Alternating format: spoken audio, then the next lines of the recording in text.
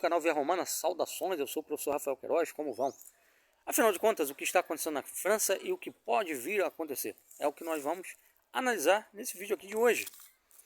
Bom pessoal, antes de mais nada eu quero lembrar vocês que a França está em chamas. Vocês estão acompanhando aí o noticiário, vocês têm visto notícias mostrando que o país foi tomado por manifestações violentíssimas, capitaneadas por imigrantes, com o apoio da ala esquerda política francesa. Não é isso? E isso tudo se deu no contexto de uma morte de um rapaz árabe de 17 anos, né? Ele estava dirigindo um carro, imagino eu que de forma irregular, né? 17 anos, menor de idade, não pode dirigir, e uma blitz policial instou o garoto a parar, né? a sair do carro. Ele não saiu, não se entregou. Os policiais então atiraram nele, de maneira que o garoto veio a falecer. A família do menino começou a acusar o Estado francês de ter perpetrado um crime racial e de estar projetando uma limpeza étnica dentro da França, cujas vítimas seriam os árabes, né, as populações de origem asiática, os negros que vivem por lá, né, ou seja, os imigrantes em geral, né, sobretudo de algumas nacionalidades, mas específicas, nacionalidades essas consideradas mais perigosas para a sobrevivência do Estado francês. Por outro lado, né, esses coletivos imigrantes acusam o Estado francês de genocídio, de racismo, né, de atentados contra os direitos humanos, etc.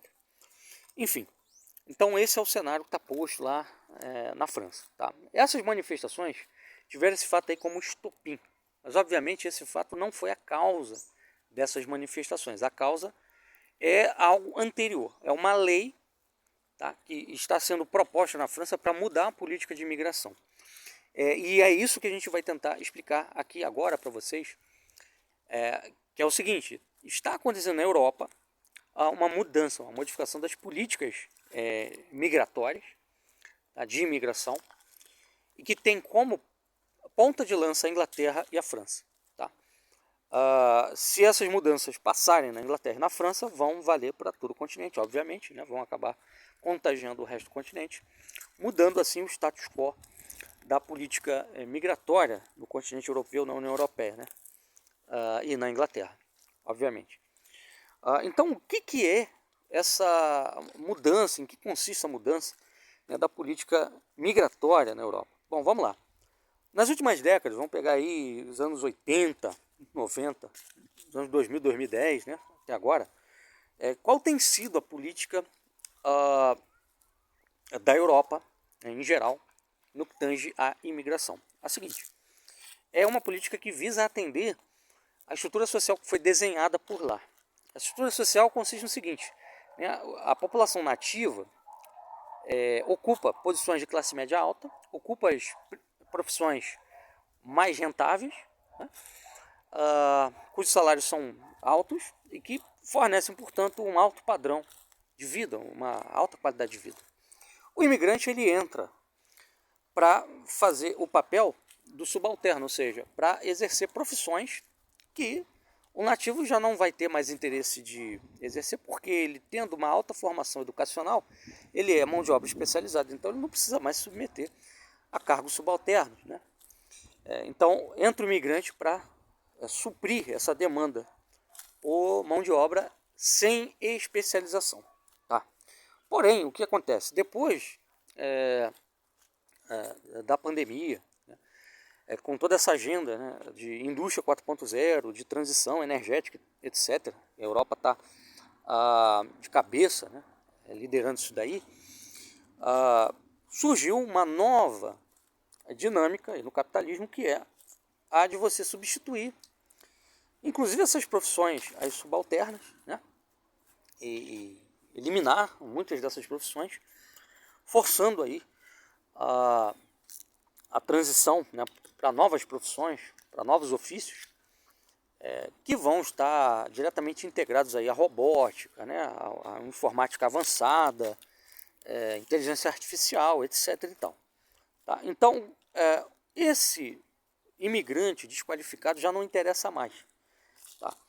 A Europa, em vista dessas mudanças de paradigma econômico, de paradigma industrial, de paradigma produtivo, ela precisa de mão de obra especializada nessas áreas, sobretudo porque ela vive hoje uma crise demográfica. Então, ela não consegue, né, dar conta de atender toda essa demanda por mão de obra especializada só com a sua população. Então, qual é a ideia do Macron e do Rishi Sunak, que é o primeiro-ministro da Inglaterra, que também está tentando passar lá dentro da Inglaterra uma nova lei de imigração, uma nova política de imigração? É a de extraditar esses imigrantes ilegais, extraditar esses imigrantes envolvidos com crimes, tá? Supostos ou reais, né?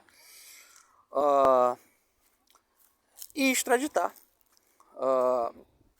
trazendo para dentro, né, dos seus países uma nova classe de imigrantes, aí já mão de obra especializada, tá bom?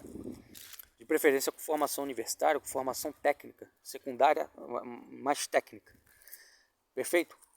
Aí vocês vejam, por exemplo, que o caso do Rishi Sunak é muito interessante. Ele é primeiro-ministro da Inglaterra e ele é filho de indianos, né? Então, assim, do ponto de vista genético, né, ele não é um inglês, tá? Agora, do ponto de vista legal, sim, ele é um cidadão, né? E ele ocupou cargos de destaque dentro do Partido Conservador e também dentro do governo do Boris Johnson. Parece que ele foi responsável lá pela economia. Agora não me lembro qual cargo que ele ocupou, mas foi um cargo de alta relevância, né, na economia, no Ministério da Economia, lá na Inglaterra, durante, se não estou enganado, o governo do Boris Johnson, tá? O mandato do Boris Johnson. E ele é um sujeito que tem como religião o hinduísmo. Também uma coisa interessante, vai mostrando aí mudanças dentro da Inglaterra, porque até então, que eu saiba, o primeiro-ministro obrigatoriamente tinha que ser anglicano, né, na Inglaterra. Tanto que teve um primeiro-ministro que era aquele primeiro-ministro lá da época do Bush, né, o Tony Blair. Parece que ele estava tensionando se tornar católico romano e não pôde fazê-lo porque ele era primeiro-ministro e tal. Enfim, se ele fizesse, ele perderia o cargo. Então, ele é um hinduísta, esse Rishi Sunak, tá? Mas é um sujeito completamente alinhado, né, ao establishment inglês, tá? Ao status quo político inglês, completamente comprometido, né, com a Commonwealth britânica, etc. Então, assim, é um imigrante completamente integrado, né, ao modus vivendi dos ingleses, tá? Então, esse imigrante é que vai ser cada vez mais valorizado ali na Europa, né? Aquele imigrante que incorpora os modos de vida europeus, tá? Mesmo não sendo europeu, tá bom? Então é isso que o Macron quer fazer lá e que o Rishi Sunak também está tentando passar lá na Inglaterra, expulsar esses imigrantes que não se adequam, não se ajustam, né, de alguma forma, tá? E aí o que começou a acontecer lá na França foi o seguinte: essa lei ela foi suspensa, aliás, a discussão dessa lei foi suspensa, tá? Mas o Macron mandou a polícia começar um processo de repressão violenta nas favelas, onde essa população de imigrantes ilegais vive, tá? Então agora a polícia foi instada, né, a endurecer, a invadir essas áreas, né, a destruir barricadas, porque muitas dessas favelas que cresceram na França, elas têm uma dinâmica muito parecida com as favelas aqui do Rio, né? Quer dizer, o Estado não entra, né? E aí tem também uma questão de conveniência, porque se você precisa dessa mão de obra, você não pode criar muitos problemas ali dentro, né? Mas agora isso já não é mais tão necessário. Então eles vão começar um processo de expulsão dessa população. E esses imigrantes que já vivem ali na França há anos, há décadas alguns, né, estão muito preocupados com o que está acontecendo, porque eles estão sentindo que serão ou eliminados fisicamente, né, serão mortos, né, por ações policiais, ou então serão expulsos, sob a alegação de que fazem parte de gangues, cometem crimes, como eu disse, supostos ou reais, não importa. O Estado vai usar isso como motivo, como pretexto para expulsar esses imigrantes. Tá? Eu não vou entrar aqui no mérito de se isso é legítimo ou ilegítimo. Eu já tive a oportunidade aqui no canal de falar sobre essa questão da imigração, inclusive no último vídeo que gravei, né, sobre o caso do Vinícius Júnior. Eu não sou um adversário absoluto, um inimigo absoluto da imigração. Acho que ela pode acontecer sim, desde que ela seja orgânica.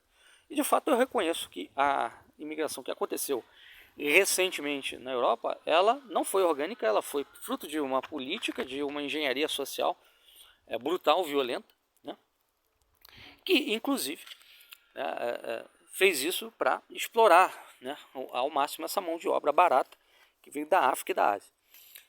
Então, obviamente que isso aí cria também, né, uma dívida social com essa população que foi usada e agora está sendo descartada. Né? Então, é uma injustiça social.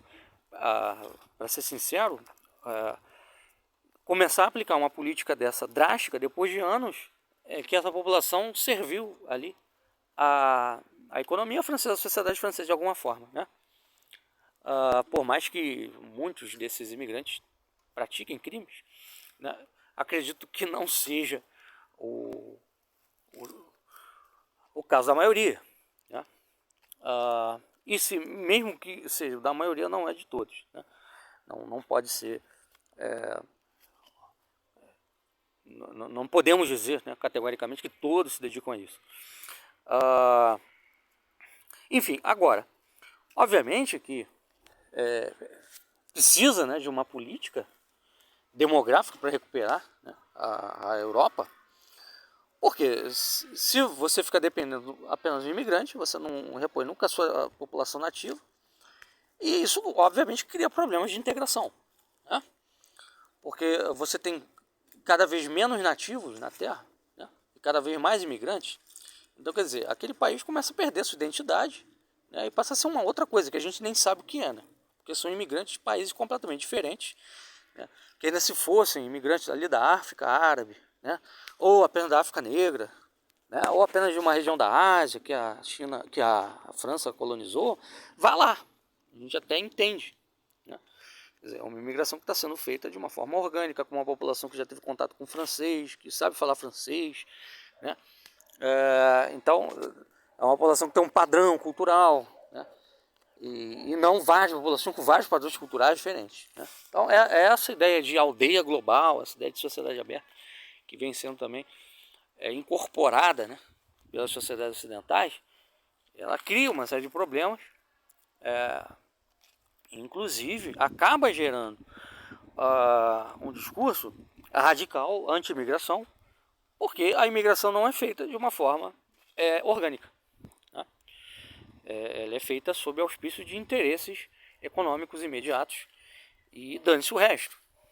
Então esse ponto também é importante de ressaltar, tá? Mas aqui eu queria mais falar sobre o que pode acontecer na França, dependendo de como isso vai ser encaminhado, né? De como essa crise vai ser, vamos dizer assim, tratada, né, pelo governo Macron. Tá? Então vejo aqui duas possibilidades. Uma que é a do Macron se sair bem. E me parece que cada vez mais, para ele sair bem, ele vai ter que decretar um estado de exceção, um estado de sítio, né, para conter essa violência transbordante na França. Tá?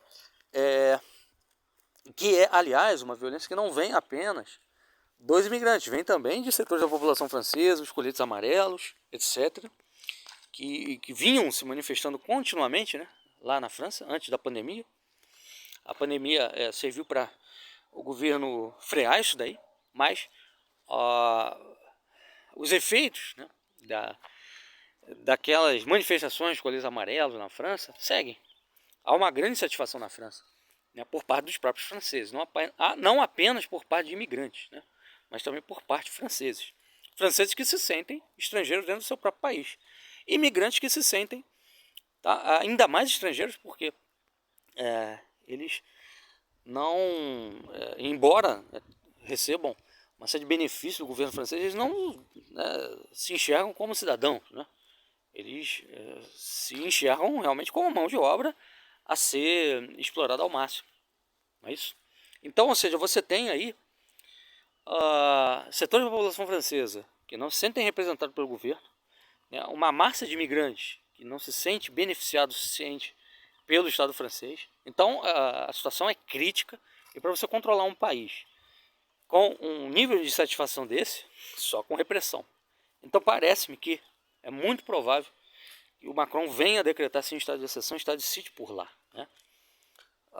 E não se assustem se ele fizer isso dizendo que em nome da democracia, em defesa da democracia. Agora está na moda, né? Tomar medidas antidemocráticas em nome da democracia. Mas é bem provável que aconteça, eu não duvido nem um pouco. Tá? E aí a gente vai ter que ver se ele conseguir com essas medidas, controlar a situação, tá? Ele sairá como um herói. Para quem? Não só para os macronistas, né, que votaram nele, mas até, quem sabe, para os nacionalistas lá da França. Tá?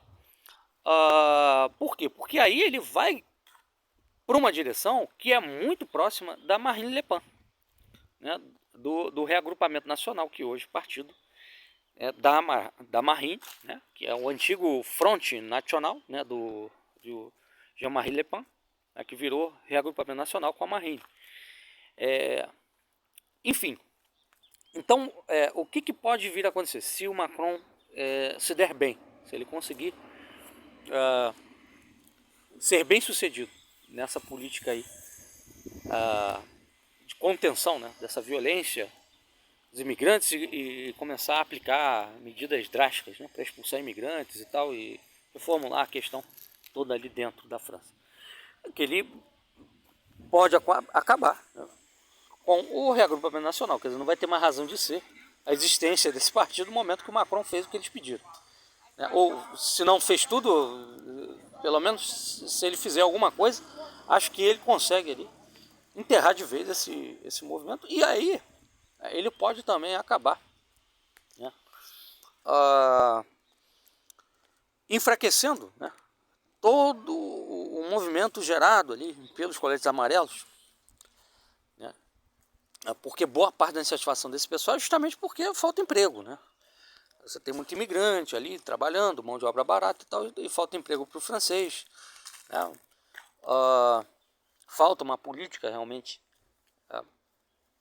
mais voltada para o francês, quer dizer, o francês trabalha, ele paga cada vez mais imposto, ele tem que se aposentar cada vez mais tarde para garantir o bem-estar social do imigrante, né? Então ele pode também acabar enterrando, né,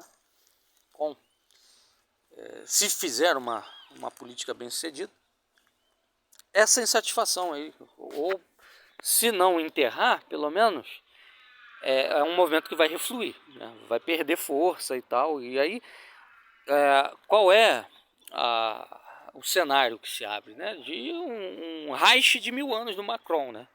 Do Macron e dos seus sucessores, ou seja, quem ele colocar como sucessor. O macronismo vai se estabelecer de vez na França. Isso é uma possibilidade. E por outro lado, assim, se acontecer dele tomando essas medidas não for bem sucedido, aí o reagrupamento nacional vence as próximas eleições com tranquilidade.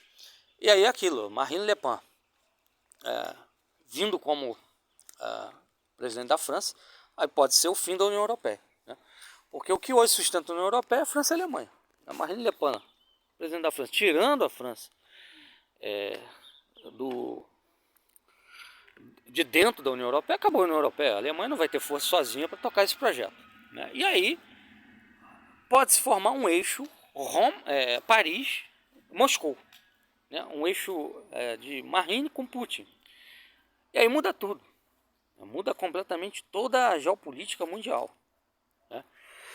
Então, eu vejo que essa questão aí de como o Macron vai conduzir isso vai ser decisiva para a política mundial, não só europeia, mas mundial, nos próximos anos. Tá?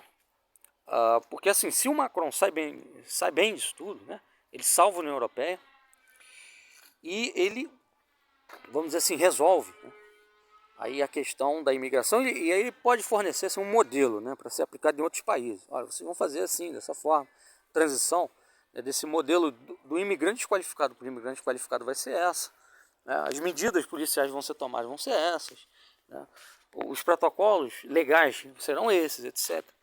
Tá? Então ele cria um modelo para salvar a União Europeia, né, do desastre. Mas se ele não for bem sucedido, a União Europeia acaba. E acabando, aí abre-se caminho, né, para uma hegemonia russa sobre a Europa. Tá? Então esse é o cenário que vejo que pode vir a se desenhar aí, a depender de como que o Macron vai conduzir isso. Perguntam assim, né, se uma guerra civil poderia acontecer na França. Eu não descarto a possibilidade disso acontecer, porque existem realmente cisões muito profundas na França hoje, como a gente já citou. Uma população que não se sente representada, a população de nativos, imigrantes que, por mais beneficiados que sejam também, não se sentem suficientemente beneficiados, né? Existe toda uma tradição intelectual na França também, ali, né, de crítica ao colonialismo, intelectuais decoloniais, né, de esquerda. Isso cresce no mundo e tem ali na França, né, um foco. Então isso daí é mais um problema também, né? Porque existem frações da sociedade francesa, da população francesa nativa que endossa esse discurso, que pode se aliar ao imigrante revoltado, né? Que, sei lá, tentar fazer uma revolução francesa ao estilo Revolução Haitiana, né, dentro da própria França. Não é impossível isso daí, não é impossível não, né? Mas vamos ver o que vai acontecer, vamos acompanhando os fatos, e era isso que eu tinha a trazer a vocês aqui, tá? E vamos acompanhando aí o desdobramento disso tudo. O fato é que na história, né, essas questões relacionadas à imigração, elas são sempre muito sensíveis, né? A entrada de outras populações num território, né, de um país, de um reino, de um império, sempre foram muito sensíveis, né, e sempre provocaram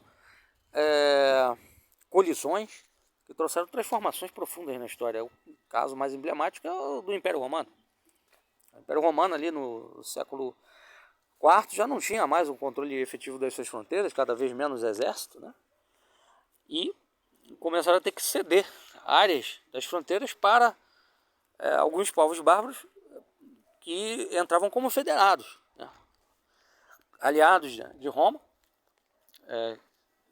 O caso, por exemplo, clássico dos vândalos, né, que foram integrados ali nas áreas de fronteira, e alguns líderes vândalos inclusive se tornaram generais romanos, né? Teve um general que foi muito famoso, Estilicão, né? Mas no fim das contas isso aí não resolveu o problema, porque quando chega o século V, né, esses povos bárbaros que estavam estabelecidos ali nas fronteiras não conseguem dar conta também dos outros povos bárbaros que estavam tentando entrar em Roma, não estavam conseguindo, e conseguem no século V com o enfraquecimento definitivo do Império, né? E aí acontece a invasão dos visigodos, dos hunos, etc.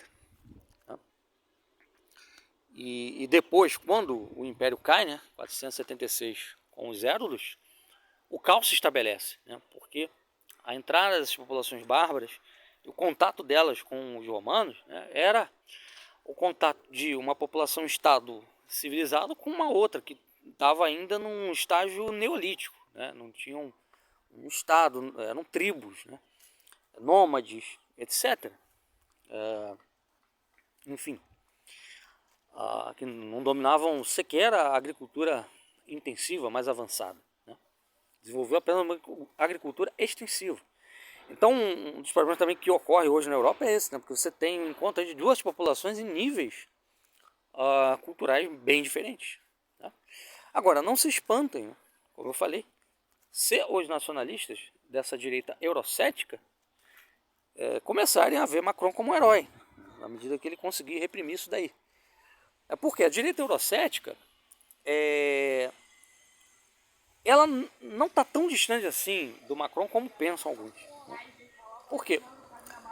qual é a ideologia hoje, né, do macronismo que está estabelecida na França? É a ideologia do secularismo. Quer dizer, o que a França é? A França é a pátria do secularismo por excelência, né? Em que a religião foi colocada à margem da sociedade, né? A pátria da igualdade, de todo diante da lei, etc. Essas coisas, da liberdade, né? E tal. Tanto que na França, né, se você for islâmico, você não pode entrar numa escola com uma menina com véu, né? Um rapaz não pode ir para a escola francesa se ele for islâmico, se ele for árabe, com roupas tradicionais da sua religião. Assim como um católico não pode entrar com um crucifixo, né? Então esse é o protocolo, né, ideológico que prevalece hoje na França. E a direita eurocética, ela não está muito distante disso. Tá? Por quê? Você pega a Marine Le Pen, ela é a favor do aborto, né? Ela não está nem aí para valores religiosos. Perfeito? Esse é o grande problema dessa direita nacionalista europeia, né? Que preconiza, né, um modelo nacionalista secular, né, fortemente secular, que não está muito distante do macronismo. Então essa direita eurocética, ela vê assim, a entrada do árabe, né, do sírio, né, do afegão lá na Europa como um perigo. Por quê? Porque eles levam o Islã. Mas não porque o Islã ameaça o cristianismo, e sim porque o Islã, ele coloca a religião, né, no centro da questão política. Tá? Então essa direita eurocética, ela não está muito longe do Macron, não, né? Enfim, é uma direita que se traveste de nacionalista, mas há que discutir se realmente é nacionalista, né? Porque se nós pegarmos as experiências nacionalistas na Europa nos anos 20, 30, 40, 50, né, todas elas davam amplo espaço para a tradição religiosa do povo, não é isso? Que não é o que acontece hoje. Lá na Europa, essa direita eurocética me parece muito mais alinhada a um pensamento americanista, né? É o Ocidente versus o Oriente, né? Então o Oriente é o atraso, porque o Oriente ainda, né, tem lá o Islã, que interfere na política, né? O Ocidente é diferente, né? Democracia, separação de Estado e Igreja, né? Liberdade, etc. Então nós temos que lutar contra o imigrante islâmico pela nação, mas que nação, né? A nação entendida em clave moderna, né? Então o Ocidente moderno não é o Ocidente cristão que nasceu lá com Constantino 313 com o Edito de Milão, né? O Ocidente católico, não. Se fosse, né, seria uma maravilha, mas não é, né? Então esse daí também é um outro problema que complica, porque uma das chaves que poderiam ajudar a resolver essa questão da integração do imigrante na sociedade europeia seria se fosse dado, né, a imigrantes de origem cristã, né, plenos direitos, né, como cidadão europeu, né. Enfim, isso facilitaria a integração das populações que foram colonizadas a partir da religião, mas não. Então, pessoal, era isso que nós tínhamos para falar. Até a próxima, um abraço e acompanhem o nosso canal. Se inscrevam, você que está chegando aí pela primeira vez, tá? É importante. Um abraço.